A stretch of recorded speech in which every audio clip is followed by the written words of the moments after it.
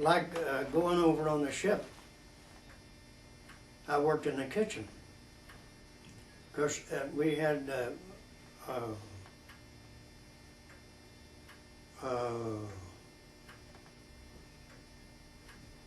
let's see, what do they call it? The civilian sailors. Then you don't hear them anymore. But that's what they were, civilian sailors. They wasn't in the service. They're just civilians, and they wore Navy uniforms. But the way you told the difference, they didn't have that. The insignia. That same insignia on it. Yeah. But anyway, they had big, big steam cookers, great big things. Because there was 2,300 on the ship, and feeding them all, But now going back over, it was different. They had nobody but me. They said to me, now out of all these people on the ship, the man says, that is your responsibility. I said, who else? Nobody. I mean, you had the cooks, of course, and you had to pick them. Uh-huh. And that's not easy either, Yeah. when somebody don't want to do it. Of course, they were cooks. They didn't cook before, That, as I say, we was down about 5 floors down, decks down. And these were freighters. I think that coming back was Robert Owen. That was the name of it. That was the owner of them.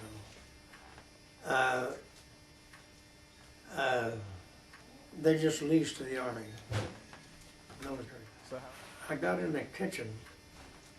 I was on KP all the time anyway, for doing something I shouldn't or not doing something I should. But finally they said, this is at Fort Bragg.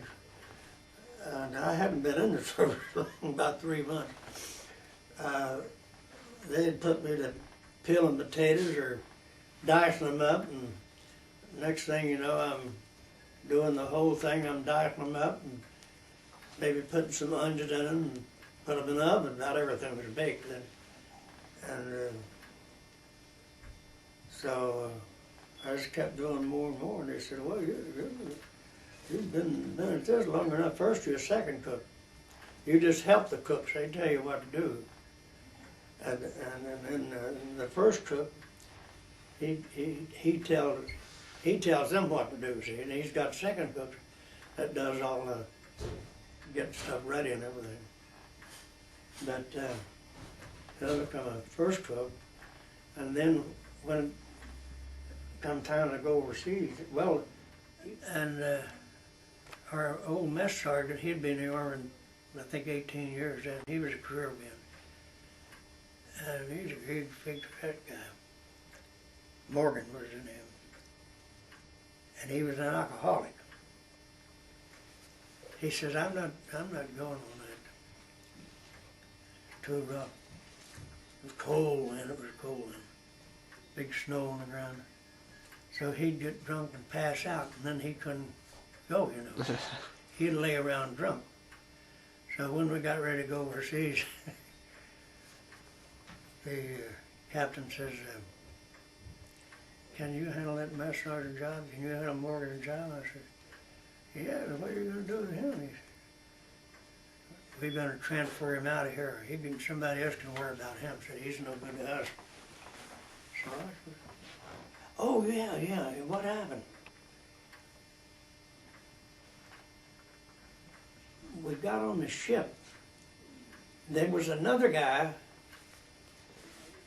He'd been in the service longer. He'd been in there like me. He's from West Virginia, but he was the mess sergeant. He took Morgan's place first. And when we got on the ship, we was quarantined. Nobody's allowed off the ship at all. Nobody. And well, the sailors could get on and off, see. But no soldier, or no civilian or anything. But they had FBI men, OSS men, CIA men, standing right there at the gangplank. And every person that walked on that gangplank that goes up in the ship, they had to show their ID. And Herr Fannin didn't show up, and they was looking for him. They looked they've searched that ship. We was there 3 days. And I'd asked every one of us, where's Fannin? I said, I guess he's somewhere playing cards. They played cards all the time, all over the ship, And they said, well, he's not on this ship. We searched everything on this ship.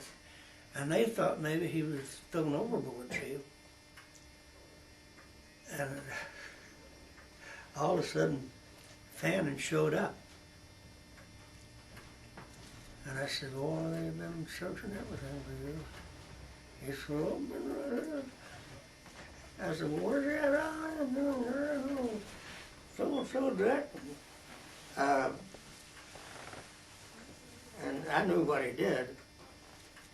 He borrowed a sailor's uniform and walked right off that ship and walked right back on. He had a girlfriend there in New York, see, there in Brooklyn.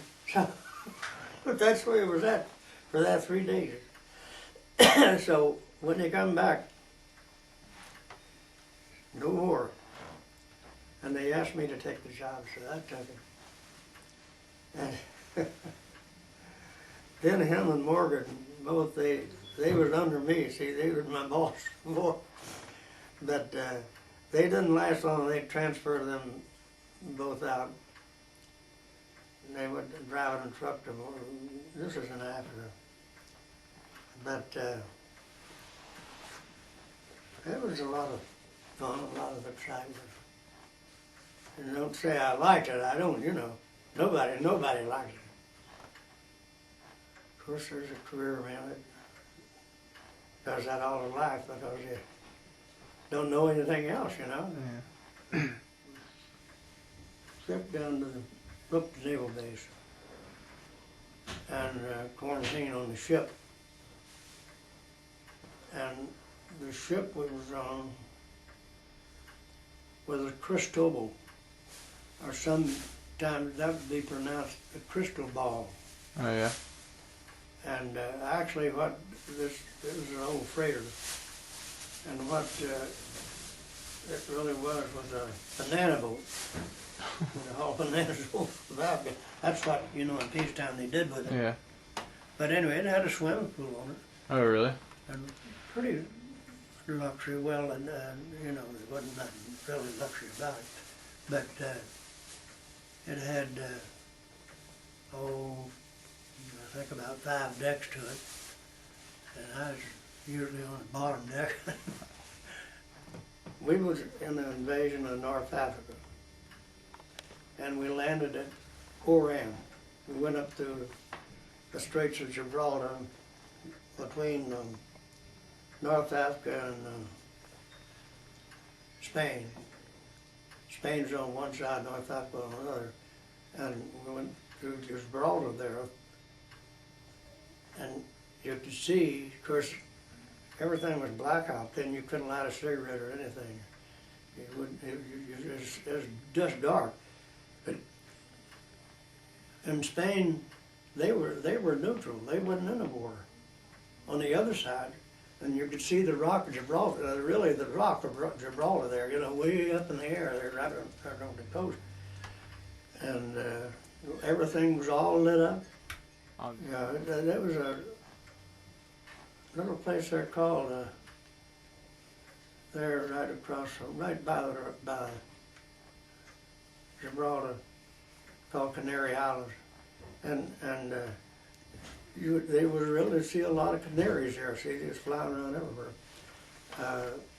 But anyway, we docked at Oran. We thought we was gonna go in there, shooting and everything, but there was nothing to it. We got off and they marched us about a mile, I guess, to where there's the airport there, but it was all shot up, completely shot up. They wouldn't have plane in there that would fly. And but there was nobody there, but us when we went in there.